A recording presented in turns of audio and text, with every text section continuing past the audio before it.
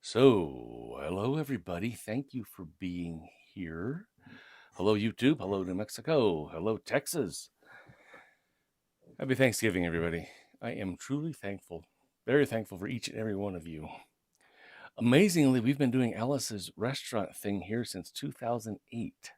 16 years. Wow, that's old enough to drive or get married in New Hampshire. A couple quick notes before we get started. This is a true story. Yes, there was a movie. Yes, the people in the song played themselves in that movie. Pretty neat, huh? On the 50th anniversary tour of Alice's Restaurant, Arlo mentioned that he was partly inspired to write this song in the manner of Lord Buckley and Bill Cosby. Arlo said the melody and finger picking is essentially an African six-string style he picked up from folk music players at the Gaslight Theater on McDougal Street in New York growing up. New York. With additional inspiration from his close friend, drumroll, Pete Seeger. Arlo and Pete made Midnight Special together. Pete was in turn greatly inspired by Woody Guthrie, Arlo's daddy. His songs included Where Have All the Flowers Gone, Turn, Turn, Turn, and many, many more. Now, you'd think after 50 years, Arlo would have the story memorized line for line. But he said that though he, of course, remembers the events as they actually happen, I mean, he was there after all, that he would have to kind of learn the song all over before performing on tour because timing and delivery were so important. Anyway, just some fun stuff I thought you might like to know. So, start your stopwatches for 18 and a half minutes, and here we go.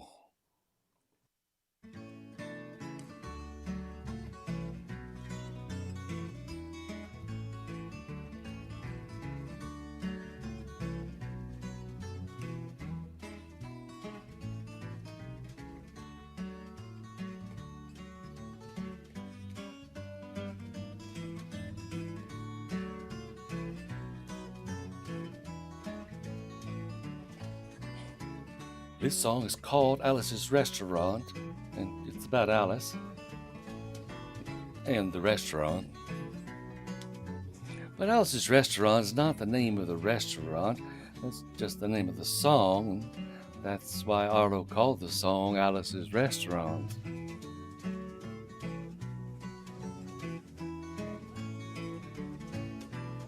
You can get anything you want at Alice's Restaurant. You can get anything you want at Alice's Restaurant. Walk right in, it's around the back, just a half a mile from the railroad track. And you can get anything you want at Alice's Restaurant. Now, it all started 2 Thanksgivings ago, was on 2 years ago on Thanksgiving, when my friend and I went up to visit Alice at the restaurant. But Alice doesn't live in the restaurant. She lives in the church nearby the restaurant in the bell tower with her husband Ray and Fasha the dog. And living in the bell tower like that, they got a lot of room downstairs where the pews used to be. And having all that room, since they got all the pews, they decided they didn't have to take out their garbage for a long time. We got up there, we found all the garbage in there. We decided it'd be a friendly gesture for us to take the garbage down to the city dump. So we took the half a ton of garbage, put it in the back of a red VW microbus, took shovels and rakes and implements of destruction, headed on toward the city dump. Well, we got there, and there was a big sign on a chain across the dump that said closed on Thanksgiving. We had never heard of a dump closed on Thanksgiving before, and with tears in our eyes, we drove off into the sunset, looking for another place to put the garbage. We didn't find one until we came to this side road, and off the side of the side road, there was another 15-foot cliff, and at the bottom of the cliff, there was another pile of garbage. We decided that one big pile was better than 2 little piles, and rather than bring that one up, we decided to throw ours down. Well, so we did. Drove back to the church, had a Thanksgiving dinner that couldn't be beat, went to sleep, and didn't get up until the next morning. We got a phone call from Officer Obie. "See, kid, found your name on an envelope at the bottom, about a half a ton of garbage, and just wanted to know if you had any information about it. And I said, yes, sir, Officer 𝔸𝕃, I cannot tell a lie.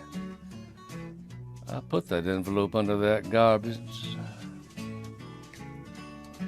Well, after speaking to him for about 45 minutes on the telephone, we finally arrived at the truth of the matter and said we had to go down and pick up the garbage and also had to go down and speak to him at the police officer's station. So we got in the red VW microbus with shovels and rakes and implements of destruction, and we headed on toward the police officer's station. Now, friends, there was only one or two things that 𝔸𝕃 could have done at the police station. The first was that he could have given us a medal for being so brave and honest on the telephone, which wasn't very likely. We didn't expect it. The other thing was that he could have bawled us out and told us never to be seen driving garbage in around the vicinity again, which is what we expected.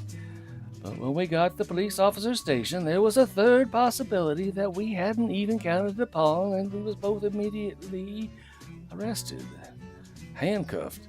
I said, 𝔸𝕃, I don't think I can pick up the garbage with these handcuffs on. He said, shut up, kid. Get the back of the patrol car. Well, so we did. We sat in the back of the patrol car and we drove to the, quote, scene of the crime, unquote. Now, I want to tell you about the town of Stockbridge, Massachusetts, where this happened here. They got 3 stop signs, 2 police officers and 1 police car, but when we got to the scene of the crime, there was 5 police officers and 3 police cars, being the biggest crime of the last 50 years, and everybody wanted to get in the newspaper story about it. They was using up all kinds of cop equipment they had hanging around the police officer's station. They was taking plaster tire tracks, footprints, dog-smelling prints. They took 27 8x10 color glossy photographs with circles and arrows and a paragraph on the back of each one, explaining what each one was to be used as evidence against us. Took pictures of the approach, getaway, the northwest corner, the southwest corner. That's not to mention the aerial photography. Well, after the ordeal, we went back to the jail. 𝔸𝕃 said he's going to put us in the cell. He said, kid, I'm going to put you in the cell. I want your wallet and your belt. And I said, 𝔸𝕃, I can understand you wanting my wallet, so I don't have any money to spend. What do you want my belt for? He said, kid, we don't want any hangings.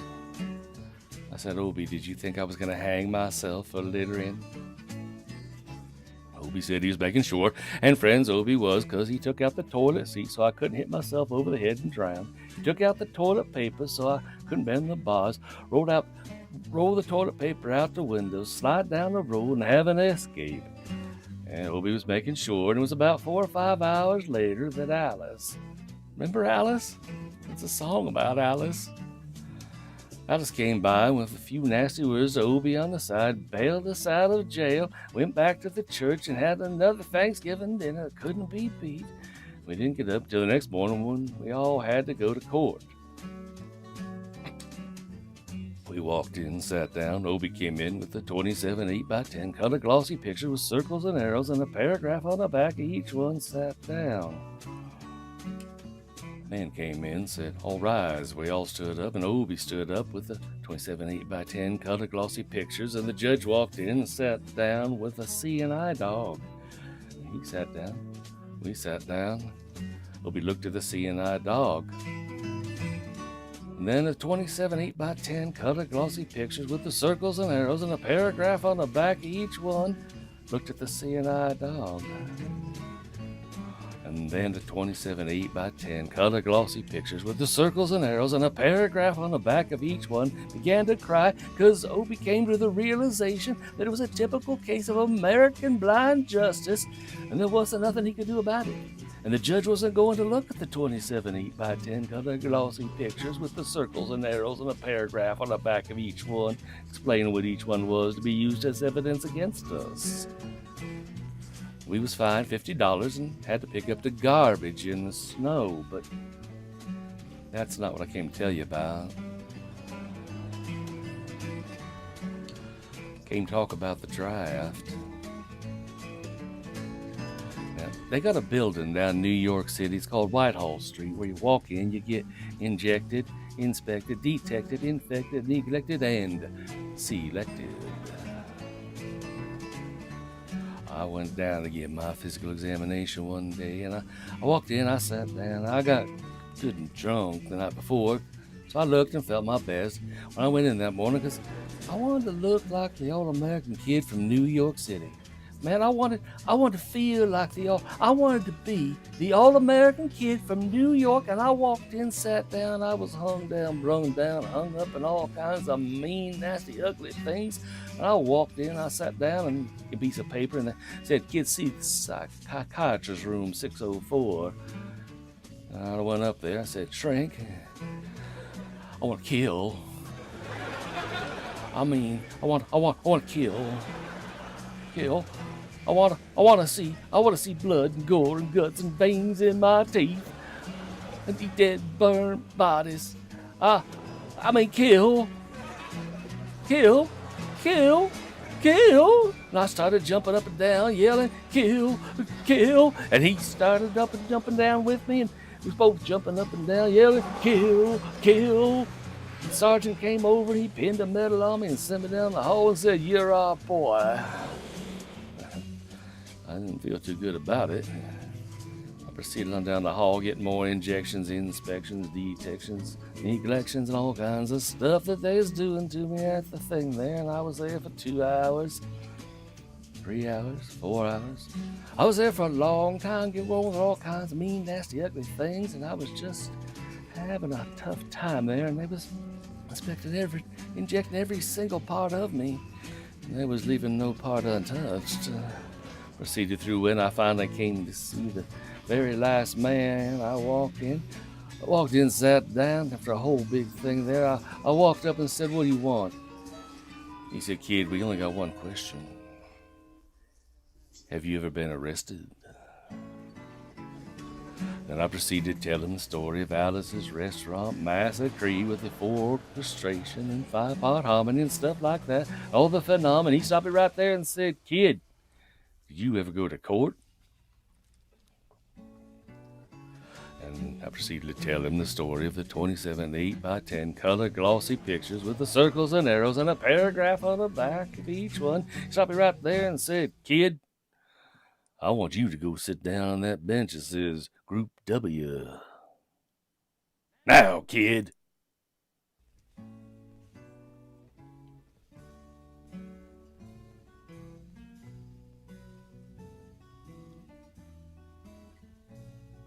I walked over to the bench there, and this Group W is where they put you if you may not be moral enough to join the army after committing your special crime. And there's all kinds of mean, nasty, ugly-looking people sitting on the bench there, and there's news reporters, porch pirates, loud cell phone talkers sitting right there on the bench next to me. One, there was a mean and nasty and ugly and horrible crime-type guy sitting on the bench, and the meanest, ugliest, nastiest one, the loudest cell phone talker of them all, was coming over to me, and he was mean and ugly and nasty and horrible and all kinds of things.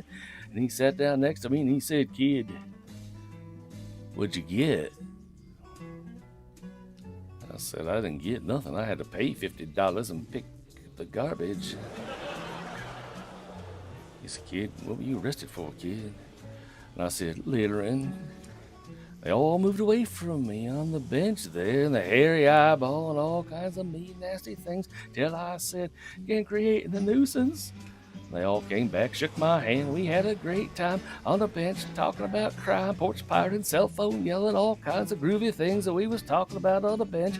Everything was fine, and we was smoking cigarettes and all kinds of things till the sergeant came over, had some paper in his hand, held it up, said, "Kids, this piece of paper's got 7 words for the 7 sentences, 58 words. We want to know details of crime, time of the crime, and any other kind of thing you got to say pertaining to and about the crime. I want to know the rest of the officer's name, any other kind of thing you got to say." And he talked for about 45 minutes, and nobody understood a word that he said.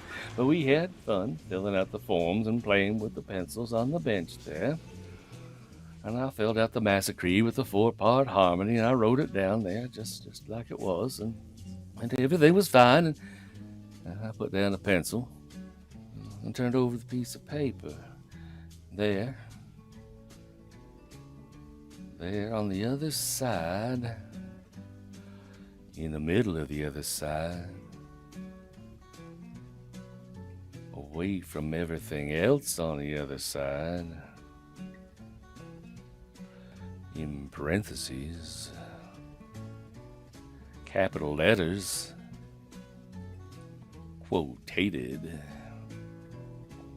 read the following words. Kid, have you rehabilitated yourself? I went over to the sergeant. I said, Sergeant, you got a lot of damn gall to ask me if I've rehabilitated myself. I mean that just, I'm sitting here on the bench. I'm sitting here on the bench, Group W bench, because you want to know if I'm moral enough to join the army, burn women, kids' houses, and villages after being a litterbug. He looked at me and he said, Kid, we don't like your kind. We're going to send your fingerprints off to Washington. And friends, somewhere in Washington, shrined in some little folder, is a study in black and white of my fingerprints. And the only reason I'm singing you this song now is because you may know somebody in a similar situation. Oh, you may be in a similar situation. If you are in a situation like that, well, there's only one thing you can do, and that's walk into the shrink wherever you are. Walk in and say, Shrink, you can get anything you want at Alice's restaurant, and walk out. You know, if just one person does it, may think he's really sick and they won't take him. And if two people do it in harmony, they may think they're both faggots and they won't take either of them. And if 3 people do it, 3. Can you imagine 3 people walking in, singing the bar of Alice's restaurant and walking out? They may think it's an organization. And can you imagine 50 people a day? I said 50 people a day walking in, singing a bar of Alice's restaurant and walking out? Friends, they may think it's a movement, and that's what it is. The Alice's Restaurant anti-massacree movement, and all you gotta do is join the singing the next time it comes around on the guitar with feeling. Wait for it to come around on the guitar here. See what it does.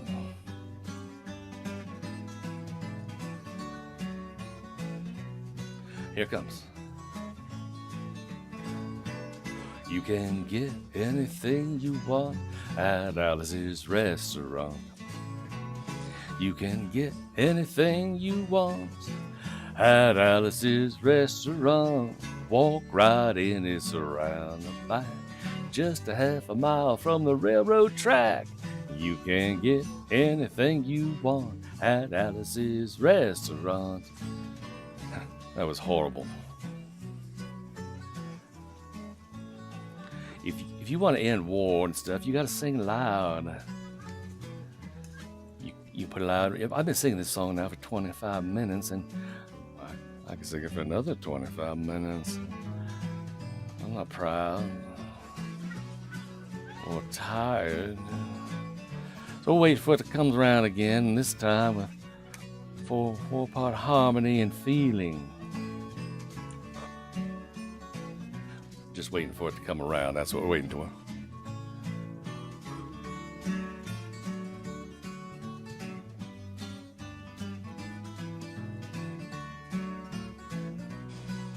All right now. You can get anything you want at Alice's restaurant. Except in Alice, you can get anything you want at Alice's restaurant. I said, walk right in, it's around the back, just a half a mile from the railroad track. You can get anything you want at Alice's restaurant. Da, da, da, da, da, da, da, da. At Alice's restaurant. Oh, there we go. We made it again. Thank you, everybody, for tolerating that. Woohoo!